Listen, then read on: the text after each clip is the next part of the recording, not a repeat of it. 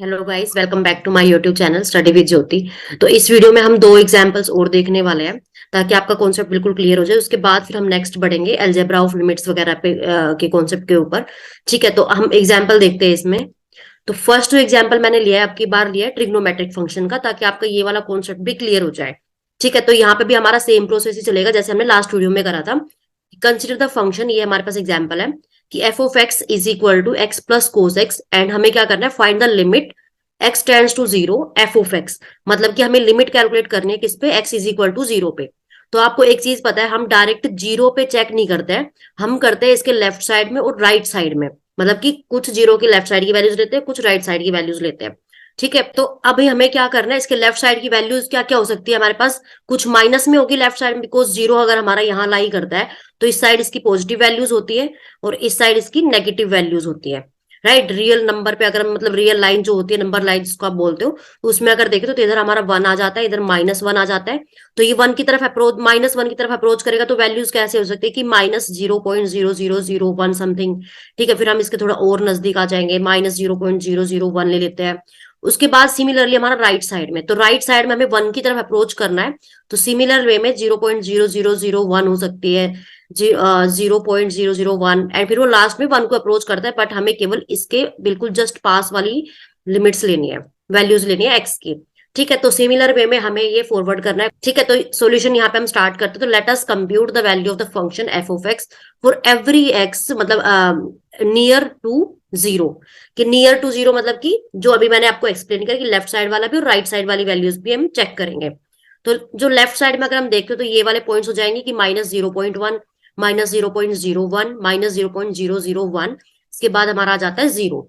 ठीक है, अब सिमिलर वे में मेरा राइट साइड वाली वैल्यूज हो जाएगी। ठीक है, तो राइट साइड वाली वैल्यूज कौन सी हो जाएगी कि similar the real number these one, 0.001, 0.01, 0.1 are also the point near to the right of zero. ठीक है, अब हम क्या करेंगे, जो हमें ये वैल्यूज हमने निकाली अभी जीरो के इर्द गिर्द की, इसको हम ये सारी वैल्यूज फंक्शन में पुट करेंगे।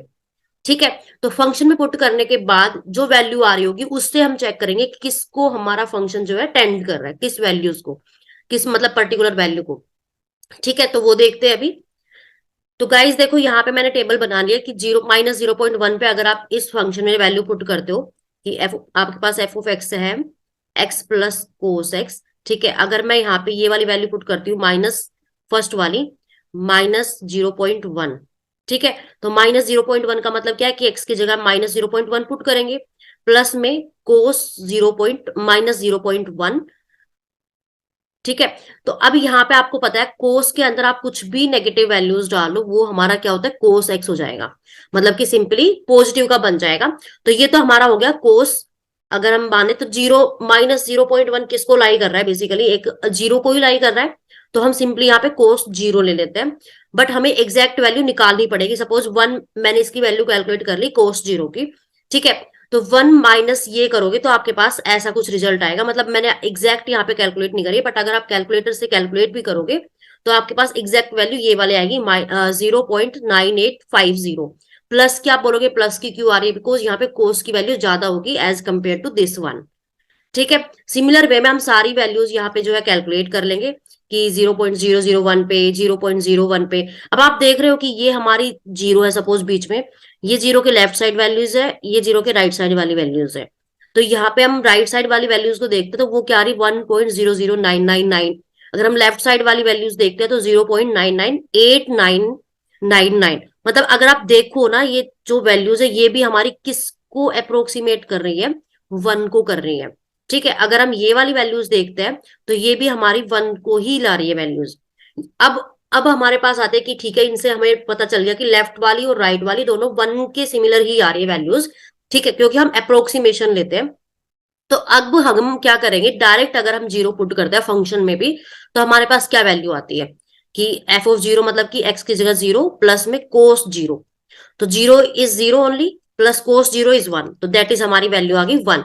तो अब हम क्या बोल सकते हैं कि हमारी जो लेफ्ट साइड की अगर वैल्यूज देखते हैं तो वो क्या आ रही है, देखो यहाँ पे, मतलब लेफ्ट साइड अगर हम देखें तो उसमें क्या बोलना चाह रहे हैं कि हमारी ग्रेटर देन होनी चाहिए इससे, और राइट साइड वाली वैल्यूज देखें तो हमारी वो लेस देन होनी चाहिए दिस वैल्यूज है।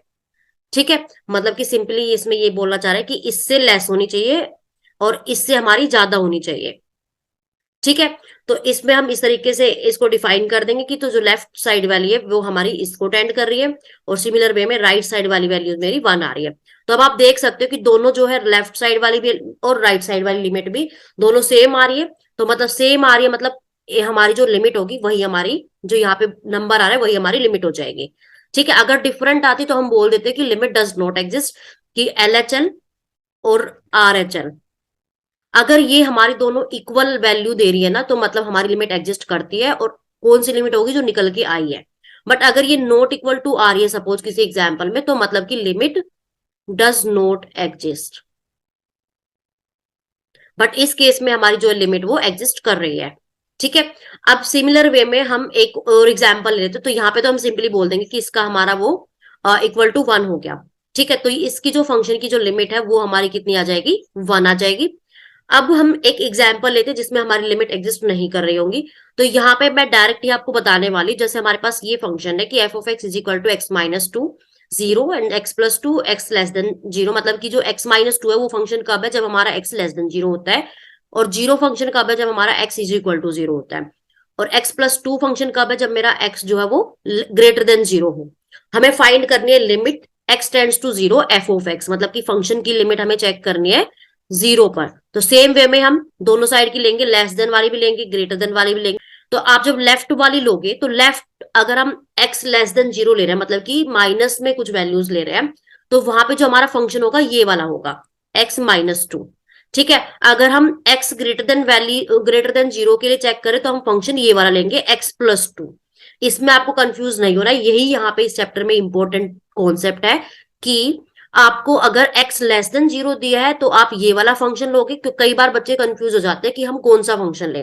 ठीक है, तो इसमें हमारा पूरा वही है कि आपने पहले x लेस देन जीरो के लिए चेक करा है, तो लेस देन जीरो मतलब कि ये वाली सारी वैल्यूज आ जाएगी, और इसके लिए आपने फंक्शन लिया है f of x is equal to x minus two, और जो ये वाली वैल्यूज है, मतलब कि ये वाली वैल्यूज जो है एक्स की, इसके लिए आपने जो फंक्शन लिया, क्योंकि ये सारी वैल्यू क्या है, एक्स ग्रेटर देन जीरो है, तो फंक्शन हो जाएगा यहाँ पे हमारा ये वाला एक्स प्लस टू।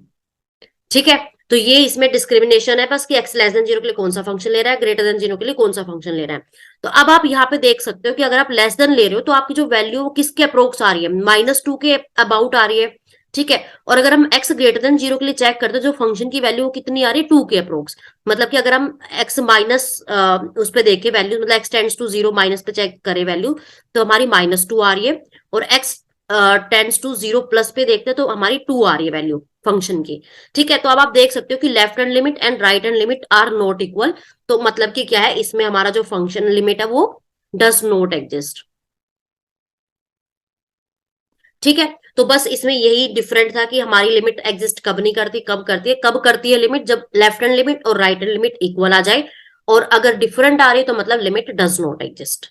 ठीक है, क्योंकि किसी भी चीज की एक ही तो लिमिट होगी, अलग अलग थोड़ी ना लिमिट हो सकती है, राइट। तो गाइस या that's all about today's lecture. I hope आपको अब लिमिट का कॉन्सेप्ट क्लियर हो चुका है।